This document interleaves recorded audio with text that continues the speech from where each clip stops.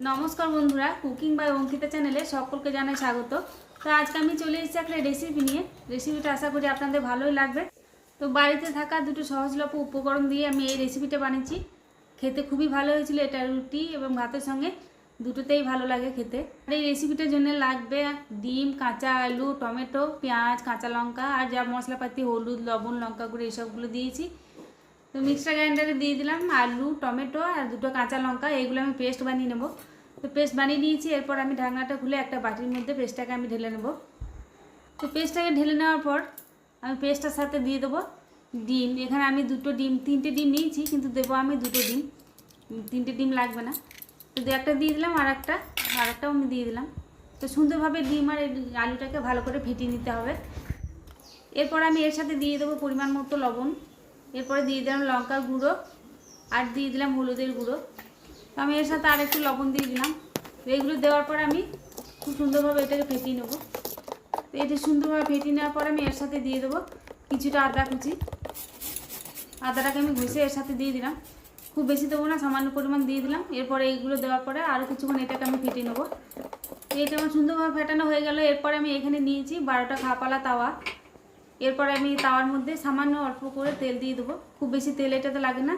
তো অল্প করে তেল আমি দিয়ে দিলাম 12টা খাপের মধ্যে। তেলটা দেওয়ার পর খুব সুন্দরভাবে বুলিয়ে দিতে হবে। তো আমার কাছে ব্রাশ ছিল না, আমি হাতে করে বুলিয়ে দিয়েছিলাম, আপনারা চাইলে ব্রাশ দিয়েও বুলিয়ে দিতে পারেন। এরপর আমি যে ব্যাটারটা তৈরি করেছিলাম সেই ব্যাটারটা এবার 12টা খাপের মধ্যে আমি দিয়ে দেবো।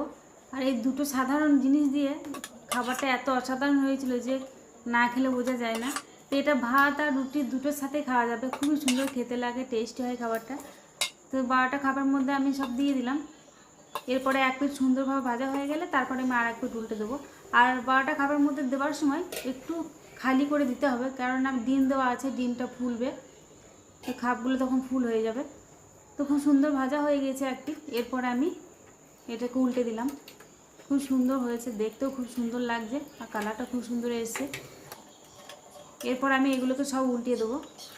ওই পিঠটা আমি সুন্দরভাবে একটু করে ভেজে নেবো। আর এই বড়াটা আপনারা অন্য কিছু দিয়েও করতে পারেন, কিন্তু এইটা দিয়ে করলে দেখতে ভালো হয়, সাইজটাও ভালো হয়। তা আমি এইটা দিয়ে করেছি। তো এগুলো সব আমি উল্টে দিলাম। ওই পিঠটা সুন্দরভাবে ভাজা হয়ে যাবে আমার। এরপর উল্টে দেওয়ার পরে আমি এগুলোকে সব তুলে নেব। এগুলো আমার সব হয়ে গিয়েছে। এরপর আমি এগুলোকে তুলে নিচ্ছি।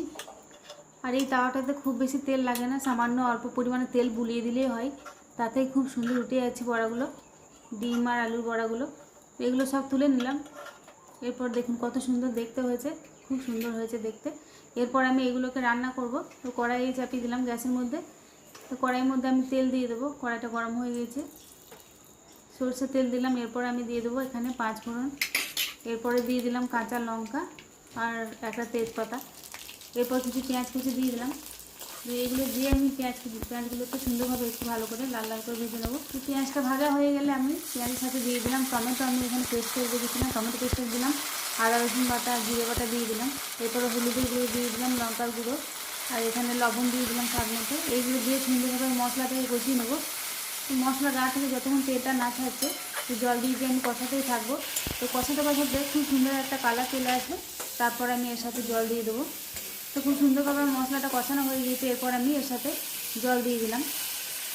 খুব বেশি জল আমি দেবো না, কারণ খুব ঝোল ঝোল হবে না, সামান্য পরিমাণ জল দিয়ে দিলাম। এরপরে ঝোলটা ফুটে এলে তারপরে আমি বড়াগুলোকে দিয়ে দেবো। তো ঝোলটা ফুটতে শুরু করছে, এরপর আমি বড়াগুলোকে দিয়ে দিলাম। তো বড়াগুলো দেওয়ার পর আমি এটাকে বেশ কিছুক্ষণ এটাকে আমি ফুটিয়ে নেবো, রান্না করে নেব। ঝোলটা যখন একদম টেনে নেবে, গামাখা গামাখা হয়ে যাবে, তখন আমি নামাবো। তো এটাকে আমি কিছুক্ষণের জন্য ঢাকা দিয়ে রাখলাম। আর এই রেসিপিটা খেতে খুবই সুন্দর হয়, টেস্টি হয়। এরপর আমি ঢাকনাটা খুলে দেখে নিলাম রান্নাটা কেমন হয়ে আছে। তো খুব সুন্দর রসটা টেনে নিয়েছে, গামাখা গামাখা হয়ে গেছে। এরপর আমি এটাকে নামিয়ে নেব। তাহলে বন্ধুরা, আমার এই রান্নাটা আপনাদের কেমন লাগলো অবশ্যই জানাবেন। আর আপনারা সকলেই ভালো থাকবেন, সুস্থ থাকবেন। আগামী দিন আবার আসবো অন্য কোনো রান্না নিয়ে। আজ এখানেই শেষ করলাম, ধন্যবাদ।